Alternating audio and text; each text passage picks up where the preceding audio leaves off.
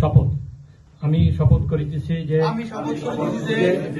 1971 সালে মহান মুক্তিযুদ্ধে পরাজিত শক্তি বাংলাদেশের বিরুদ্ধে যে ষড়যন্ত্র করেছে, বাংলাদেশ সরকারের মাননীয় প্রধানমন্ত্রী,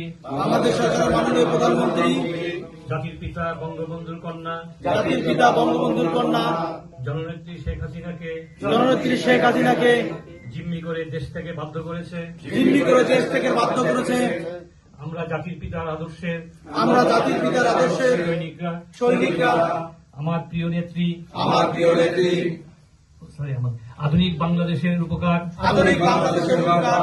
জননেত্রী শেখ হাসিনাকে আন্দোলনের মাধ্যমে বাংলাদেশে ফিরিয়ে আনবো। আমরা আরো শপথ করিতেছি জাতির পিতার আদর্শ এবং জননেত্রী শেখ হাসিনার নেতৃত্বের প্রতি আমরা পূর্ণ আস্থাশীল থাকিব। আমাদের ঐক্যবদ্ধ এই আন্দোলনের সকল ক্ষুদ্র স্বার্থ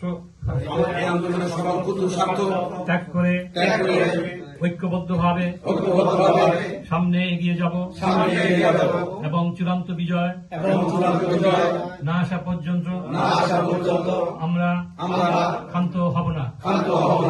জয় আমাদের সুনিশ্চিত। জয় বাংলা, জয় বঙ্গবন্ধু, জয় শেখ হাসিনা।